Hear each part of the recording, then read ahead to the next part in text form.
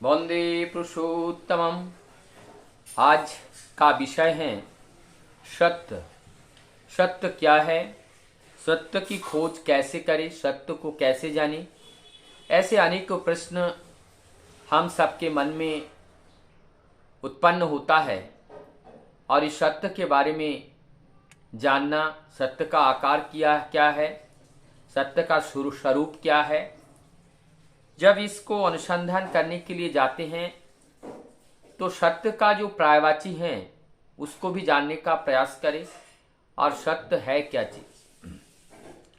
सत्य में स्वयं आया है, स आया है, अर्थात स्वयं जो कर्णधार हैं, जो सत्ता के मालिक हैं, वो स्वयं ही सत्य हैं। सत्य को अंग्रेजी में ट्रू अर्थात ट्रूथ जो है ये सत्य है। एक जगह कहा जाता है God is truth, truth is God. सत्य ही भगवान है और भगवान ही सत्य है। तो इस सत्य की व्याख्या अनेकों तरह से किया जाता है। सत्य को जब जानने का प्रयास करते हैं, सत्य को हम कैसे जानेंगे? जीवन में सबके अंदर सत्य है और उस सत्य के जानने के लिए हम अनेकों प्रकार के हथकंडे अपनाते हैं। सत्य को जानने के लिए हमें ये सत्य के ऊपर जो परत हैं उस परत को हटाना पड़ेगा। और वो परत है अज्ञानता का, वो परत है अंधकार का। और उस अंधकार रूपी, अज्ञान रूपी जो परत हैं, जब तक हम उसको नहीं हटाते हैं तब तक हम सत्य को ठीक ठीक नहीं जान पाते हैं। सत्य का आकार, सत्य का स्वरूप को जानने के लिए सबसे पहले इनके ऊपर का ये परत हटाना पड़ेगा। और परत हटाने के लिए हमें ज़रूरत होती है हमारी विभिन्न तरह का, जिसको साधना कहते हैं, तप कहते हैं। तप और साधना शब्द यहाँ पे आया। तप क्या है कि तप मतलब एक प्रकार का अनुराग, सत्य के प्रति जो अनुराग है वो जब वृद्धि होती है उससे एक ताप उत्पन्न होता है, एक शक्ति उत्पन्न होते हैं। वो शक्ति से हम नकारात्मक कार्य जो हमसे करवाना चाहते हैं उस नकारात्मक कार्य को हम रोकने में सफल होते हैं। यदि हमारे अंदर वो अनुराग, वो तप, वो तपस्या, वो तपन यदि कम है तो असत्य ही वो विजय प्राप्त करते हैं और सत्य का पराजय होता है। तब हम वहाँ पे असफल हो जाते हैं, हमारा तपस्या वहाँ असफल हो जाती है। और जो साधना है, साधना का मतलब होते हैं जब हम जान जाते हैं कि ये सत्य है और ये सही है, फिर उस सही कर्म को बारंबार अपने अभ्यास में उसको दोहराते हैं। जब बारंबार हम उस कार्य को करते हैं और करते करते हमारे वो संस्कार के अंदर उसको लेके आते हैं। और जब संस्कार के अंदर लाते हैं, चरित्र में वो चरितार्थ हो जाता है, तभी हमारी वो जो संस्कार हैं हमारे आचरण में वो दिखने लगते हैं। और इस तरह से ये तपस्या और साधना, ये दोनों चीज़ें एक दूसरे के प्राय हैं और ये एक दूसरे के माध्यम से हम केवल हमारे अंदर जो अवगुण है उस अवगुण को हम दूर करने में सफल होते हैं। और ये सत्य का ना इसका रूप होता है, ना इसका आकार होता है, ना इसको देखा जाता है। सत्य हैं, ये अनिवार्य नहीं है, सत्य हैं, सत्य हैं। तो ये सत्य, ठीक इस सत्य को वहाँ पे इसका कोई शब्द नहीं है।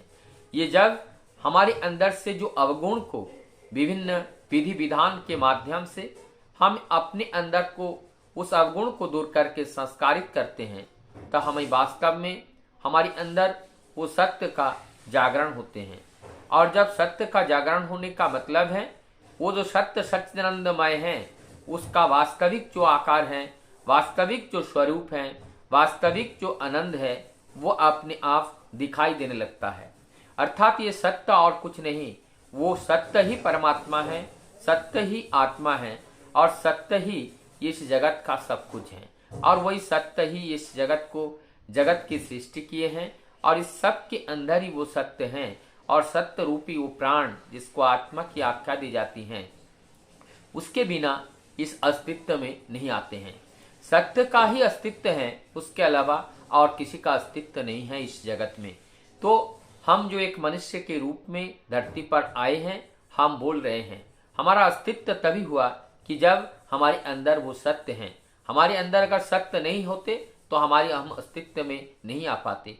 तो यदि सत्य को ढूंढना है तो अपने अंदर को अपने को जानना पड़ेगा और अपने द्वारा जो कार्य हम करते हैं उस कार्य में हमें नियंत्रित करना पड़ेगा और वो नियंत्रित क्या है, वही कार्य को हमें शरण करना है, मनन करना है और कर्म में परिणित करना है। जो कार्य हमारी सत्ता को जो सत्य है वो सत्य के रक्षा के लिए कार्य में काम में आते हैं। जो सत्ता रक्षण कार्य जो कार्य हैं वही कार्य वास्तव में कार्य होते हैं। वो कार्य ही धर्म का कार्य है और उसी कर्म को ही धर्म कहते हैं जहां हम सत्ता को रक्षा कर पाते हैं, सत्य की रक्षा कर पाते हैं। तो सत्य की रक्षा करना यही हम सबका धर्म होते हैं। तो सत्य हम में है, आप में है। समस्त जगत के जो भी वस्तु दिखते हैं सभी में वो सत्य हैं और उस सत्य की जानने के लिए सबसे पहले अपने आप को जानना पड़ेगा। जब हम अपने आप को जानते हैं तो उस परम सत्य की ज्ञान हमारे अंदर हो जाती है और वो परम सत्य ही आत्मा है। परम सत्य को जानना का माने ही होता है आत्म को जानना, अपने आप को जानना। और ये अपने आप को जानने का मतलब है जो हम बार बार जो हम कहते हैं कि मेरा एक अस्तित्व मतलब मैं हूँ।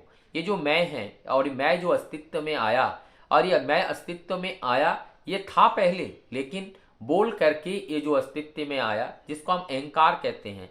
तो ये अहंकार के वजह से इस अहंकार में अहंकार कहाँ से आया, तो ये अहंकार जो अहंकार है इस देह से आती है। जब तक देह नहीं होती है, पंचभूत के जो देह जब तक नहीं होती हैं और देह होती है तो उसमें अहंकार भी होती है। तो इस प्रकार से इस देह के अंदर और भी जो प्रवृत्तियां से होती हैं और उस प्रवृत्तियां को नियंत्रित करने का जो कार्य है वो जो विधाता जो पुरुषोत्तम जो सद्गुरु के रूप में रक्त मांस संकलित देह धारण करके आते हैं, जब उनके अनुसरण में आप जाते हैं उस विधाता के और उस विधि को जब हम जान जाते हैं और विधि को लेकर के जब हम चलते हैं तब हमारे जीवन में उस परम सत्य का जो प्रकाश है वो प्रकाश धीरे धीरे निखरता है।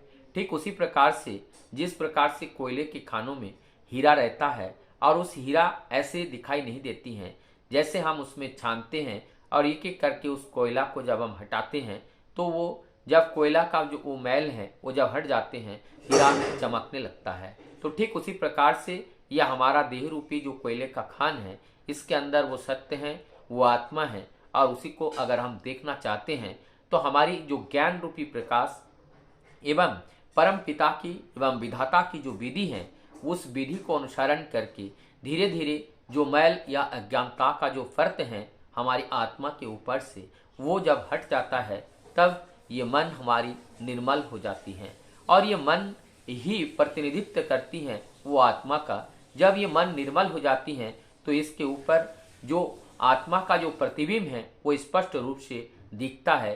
तब ही ये मन आत्मा की तरह कार्य करने लगते हैं और वही आत्मा का स्वरूप का दर्शन और वही आत्मा का स्वरूप का विकास होता है और वही आत्मा का प्रकाश निखारता है। उससे हम स्वयं भी आनंदित होते हैं और हमारे परिवार समाज राष्ट्र संपूर्ण विश्व आनंदित हो पाते हैं। तो हमें सत्य की खोज में निकालना पड़ेगा। सत्य की खोज के लिए हमें ललायित होना पड़ेगा। सत्य की खोज के लिए हमें पागल होना पड़ेगा। जब हम अपने अंदर अपने को ढूंढेंगे तो हम वो अपने का प्राप्त दर्शन होता है और जब उस अपने का दर्शन होता है, सत्य का दर्शन होता है और परम सत्य को जब हम जान जाते हैं तो हम परम आनंद की खोज कर लेते हैं और परम आनंद की जब हम प्राप्त कर लेते हैं, भौतिक जगत के अनंत जो बाधाएं हैं हमारी जीवन की जो आनंद है उसको छीन नहीं सकती हैं। ये जो विकृतियां सुख और दुख रूपी जो विकृतियां हैं वो आती रहती हैं, लेकिन वो हमारे भाव को बदल नहीं सकते हैं क्योंकि हम भाव के साथ संयुक्त हो चुके हैं, योग हो चुके हैं और महाभाव में हम हैं और उस महासमाधि में जब हम चले जाते हैं तो भौतिक जगत के जो स्पंदन है, भौतिक जगत का जो इंस्पायर है जो हमारी उसमें जो प्रेरणा मिलती है, जो प्रेरणा है, वो प्रेरणा हमें जो स्टिमुलेशन मिलती है, वो स्टिमुलेशन हमें नहीं जगा पाते हैं, क्योंकि हम महाचेतन के साथ युक्त हो जाते हैं। वंदे